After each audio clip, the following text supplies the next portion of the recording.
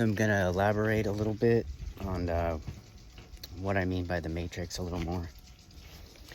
So how you can tell that you're dealing with the right hemisphere as opposed to the left hemisphere is, for example,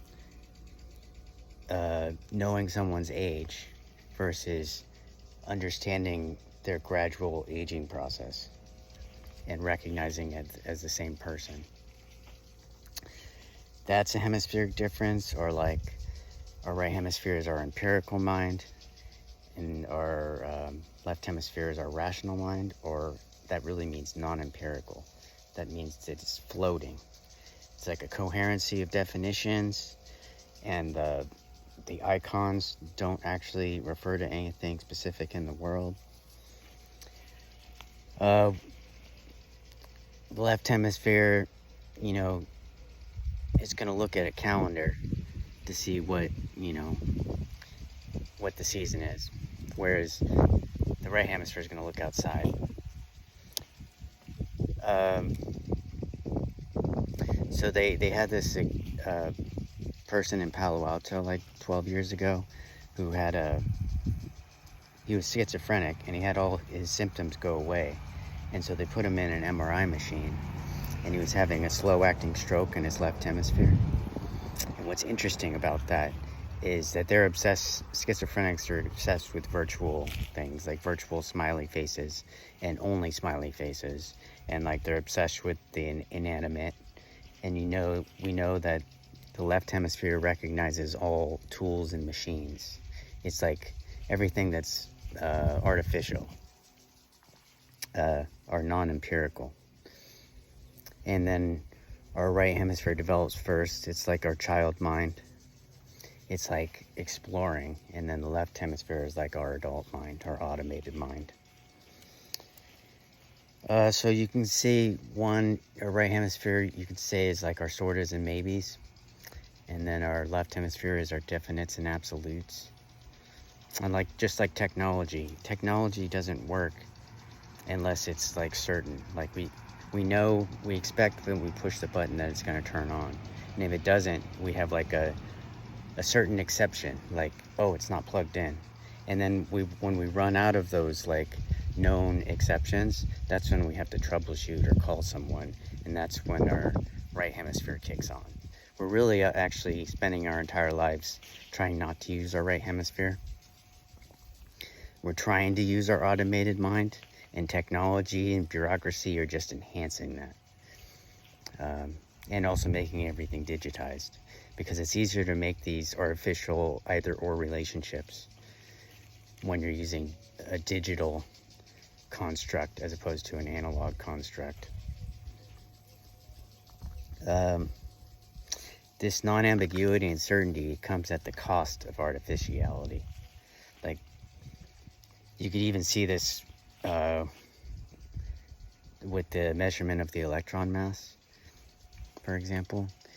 They invent terms like margin of error, but when you're dealing with quantum phenomena, the term margin of error could also be interpreted as just the limits of nature itself. Whereas, like when you're talking about classical phenomena, the idea of margin of error makes a little more sense. So basically, I'm saying that the electron mass is squiggly, and that we say that it's this unique number, and that the variation that we measure is really just margin of error. But it might be that, that's the way nature is. And we can't make it into these uniform units and uniform either-or relationships. Like the electron is this mass rather than any other mass. But the thing about the electron mass is that it's unique and it's not unique. This goes back to this idea of nature has a pure use of concepts. If it's not unique, it's also unique. So it's not unique in the sense that it varies, but it's unique in the sense that it's never going to be, an electron is not going to be confused for a muon or a proton, for example. Let's see. The other thing about schizophrenics is that they see distorted figures and things like that. And that kind of reminds me of the tech bros and the tech aesthetic. I don't know if it exists anymore, but back in the day, they used to have these distorted, misshapen, like human figures. And that was like the aesthetic.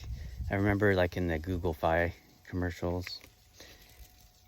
So it's like all that tech stuff, it's like schizophrenic adjacent or like autism adjacent. A lot of what we call mental illness, according to this psychiatrist, Ian McGilchrist, could actually be just relative overemphasis of the left hemisphere. And then our right hemisphere, it thinks in rules of thumb. In our left hemisphere, things have to be true or false. But in our right hemisphere, a rule of thumb can be true and false. Like when you see someone with a bunch of tattoos, right? You have some expectations about them, but they could be completely different. And that won't be a contradiction. It's just irregular. It's just unusual. But it's within the realm of possibility. Whereas our left hemisphere, we'll see it as a contradiction. You see what I mean? That's the artificial part. Contradiction, paradox only exists in our left hemisphere. They don't exist in nature, literally. I also said that nature doesn't use either or rules. And like, say like a couple videos ago, I was talking about how there's no such thing really as free will, right? And I said something like, we always choose the most convenient path unless there's something that outweighs that. And that sounds like an either or rule, right? But the problem is the term convenience itself is an abstraction. It's not really one thing or one kind of thing. Like what you find convenient and what I find convenient is different. What I find convenient right now is different. And what does that really mean? Does it mean physical discomfort? I'm trying to avoid physical discomfort. And whether something's physically discomforting changes. So that's another example of how we think these categories are nature, but like they're so much simpler. They're hiding something that's much more complicated. Another thing, just like I was saying, like fake facts conceal that all facts are either or facts are fake.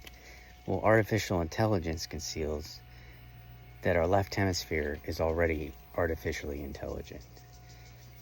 And the people that are really into artificial intelligence, the programmers, those are the more left hemisphere emphasized. Those are the tech bros. And they think more like that. So it makes sense to them that they don't.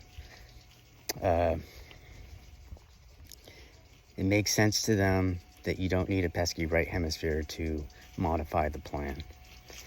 It's like everything's always according to plan, to these if-then rules in the program.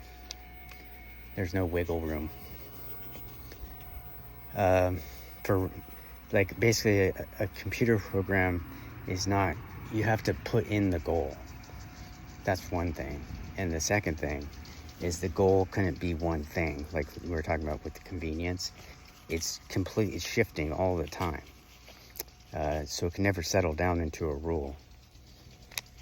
Anyway, I think that's all I wanted to say.